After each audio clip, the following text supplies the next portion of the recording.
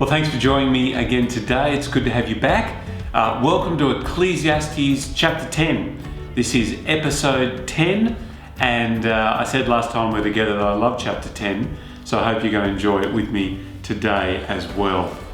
I've called this episode, There's a Fly in My Perfume, and you'll see why as soon as you check out chapter 10 verse 1. Chapter 10 is really a warning. The teacher's been observing, testing, seeing what life is like under the sun, and he's come to draw a conclusion. And the conclusion is that wisdom is good, and wisdom helps, and wisdom is powerful, and you want it. But folly is always there next to wisdom. And this is a warning to be careful of that folly that often crops up next to wisdom, to guard against it in your own heart, and to make sure that you're really tuned in so that you can spot the difference. And so that's how he begins. He actually begins, the chapter break isn't entirely helpful. Chapter 9 verse 18 and chapter 10 verse 1 really sit together. Wisdom is better than weapons of war, but one sinner destroys much good.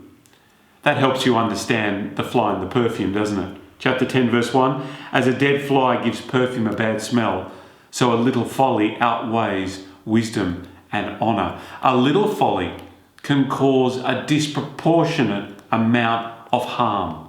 It can undo much wisdom. That one dead fly will ruin a whole bottle of beautiful perfume. Now, I wonder if that's been true in your life, if you can think back to something that you've said or done. Maybe it might have looked small at the time, but it's set off a cascade of events that has been catastrophic.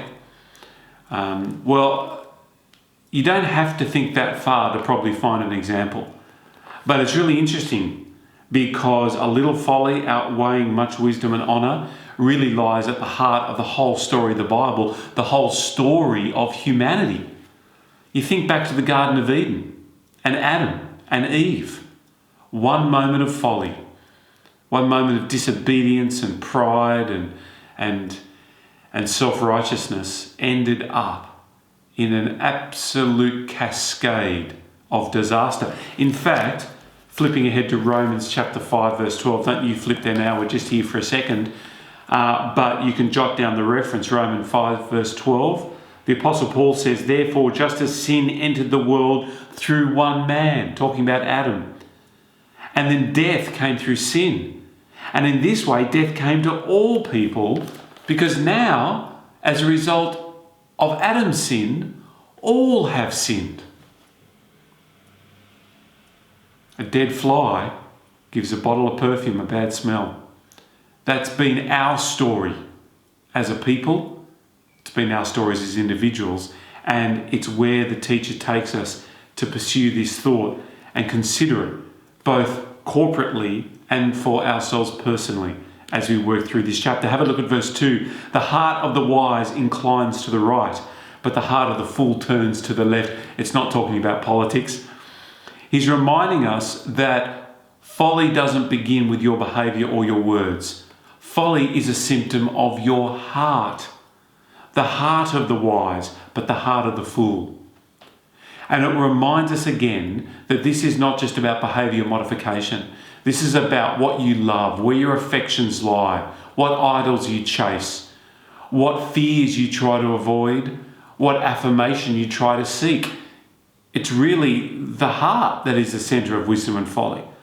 Verse 3, even as fools walk along the road, they lack sense and show everyone how stupid they are. That's the danger of folly. You don't see it in yourself, but others can see it in you plain as day. Now in verse 5, he picks up the larger problem. There is an evil I've seen under the sun, the sort of error that arises from a ruler. Now here's what he's saying. It's all very well if you're foolish. That's going to hurt you and it's going to hurt the people around you. But what happens when folly is mixed with power? What happens when the king is a fool? Well, that has got effects, and that is going to hurt people across the whole country, isn't it? If the leader is a fool, He says, verse 6, fools are put in high positions. The rich occupy the low ones. I've seen slaves on horseback while princes go about on foot like slaves. What he's saying is, when the king is a fool, when your ruler is not living a wise life, then that folly will usurp order. We need order, we want order, we expect it. God has built this creation designed around his good order, and yet that is all blown to smithereens when you've got a fool as a leader. Everything is usurped, everything is turned on its head, and great chaos ensues. In fact, the chaos he talks about in verses 8, 9, 10 and 11 is how your work is frustrated. Life is frustrated. Nothing works the way it should when oppression and incompetence rule the day. You see, if the prince is taken off the horse and the slave is put on the horse, in other words, it's just the teacher's way of saying when the wrong person is in charge, then everything you put your hand to, you'll find frustration in. If there's incompetence at the top, it has a trickle-down effect in everything you do. You're going to try and dig a hole and you're going to fall into it. You're going to sprain your ankle. You're going to be knocking down a wall and a snake will burst out of the masonry and bite you and you're going to die. Right? These sound extreme and silly examples. But anyone who's done any manual labour in their life, anyone who's a tradesman, will know that if you're drilling a hole into the wall and you haven't checked and you hit the electrical wires that have been put in behind the wall, right, it's tickets, you're toast. That's the kind of thing that he's talking about here. And he's saying in verses 8 to 11 that even our everyday life is frustrated when there's a fool in charge. Verses 12 to 14 are worth a quiet time on their own, I think. Words from the mouth of the wise are gracious, but fools are consumed by their own lips. At the beginning, their words are folly, but by the end, they are a wicked madness. And fools multiply words. In other words, you get a fool at the top, not only is your life frustrated and incompetence becomes the norm, but it's exponentially bad. It gets worse and worse and worse because fools multiply their foolishness. Right? At the beginning, it's annoying and frustrating, but by the end, it's a wicked madness. That's the world you're living in life under the sun, when folly takes power and runs the show. Verse 16, he picks up on this idea and takes it a step further. Basically, he's saying, a foolish king will party all day and waste all their money. Woe to the land whose king was a servant, whose princes feast in the morning. You shouldn't be feasting in the morning, you should be at work. These guys party into the night and they're still partying the next day. But he says, blessed, verse 17, is the land whose king is of noble birth and whose princes eat at the proper time for strength and not for drunkenness. In other words, a wise king knows moderation. He knows self-control. He knows when to celebrate and when to work hard. And you'll benefit if you live under his rule. Verse 18 seems to be a bit of a hard left. He takes a sudden turn and starts talking about something else altogether, although I think it's really an illustration of what he's been saying. Verse 18, through laziness the rafters sag, because of idle hands the house leaks. You think, why are we talking about home renovation now? Well, I don't think we are. I think it's an illustration.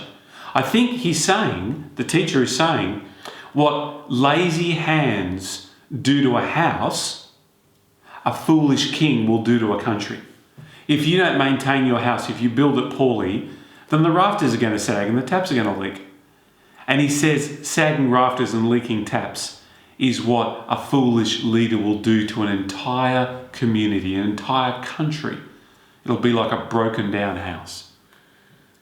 Verse 19, a feast is made for laughter, and wine makes life merry, and money is the answer for everything. You didn't expect to see those words in your Bible, did you? Money is the answer for everything? What do we do with that? Ooh, troubling verse. Well, no, not really at all. It's a great verse.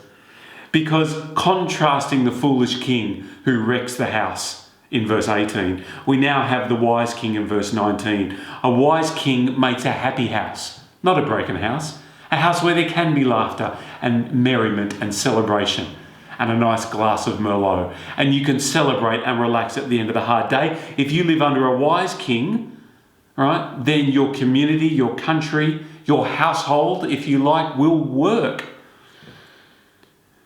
Sorry, I skipped a bit there. And money is the answer for everything. What do we make of that?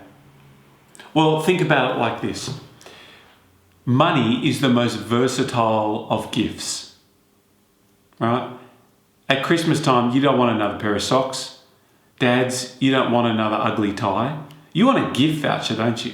You want a gift voucher so you can go and buy what you want to buy. Money is the most versatile of gifts. And in that sense, the answer for everything. The foolish king will leave no money left. But a wise king will make sure that there is plenty provided in the bank account of the country. And money is the most versatile gift. If your country is not bankrupt, if it's got a bit of money to spend, you can build the hospitals, you can build the schools, you can build the houses, and everyone will be better off because of it. That's what it's like living under a wise king, as opposed to a foolish king. Verse 20 finishes with a warning, because I know what you're thinking. Wherever you're watching this, whatever country you live in, you look at your leaders and you roll your eyes. We're always frustrated with our politicians, often especially in South Africa, and not without good cause. They let us down, there's corruption, there's misappropriation, and it's always the poor and the vulnerable that suffer the most. It's infuriating, right? We know what that's like, and we're right to be upset by that. But don't forget verse 20. Do not revile the king, even in your thoughts, or curse the rich in your bedroom, because a bird in the sky may carry your words, and a bird on the wing may report what you say. So this is the personal moment where you check your own heart at the end of the chapter. Yes, you may have a foolish leader. Yes, those in charge may let you down. But you are responsible for you. You guard your own heart, because a grumbling heart never stays private for long. The ruler, the leader, your boss, your husband, your dad, they'll eventually hear of all your grumbling and discontentment. And even if they don't, guess what? God will. There's always someone who hears, someone who sees. And so you need to be careful, because bad leadership doesn't give you permission to become proud, self-righteous, and having a grumbling and discontent spirit. One of the biggest problems of the Israelites when they left Egypt was their whinging and complaining and the bitterness in their heart. There are chapters and chapters about it in Exodus. Moses rebukes them for it again in Deuteronomy, and it even crops up again in the New Testament in Hebrews as something we must guard ourselves against. So be realistic. If you are a leader, lead well. Learn your lesson from Ecclesiastes chapter 10. If you live in a country under frustrating leadership, then acknowledge that, seek justice, be a good citizen, work hard, love others. But no matter where you are, don't forget verse 20. Don't let a grumbling, discontent spirit fester in your heart, because it will be found out and God will always see. And then you're no better off than the person it is that you're unhappy with in leadership over you.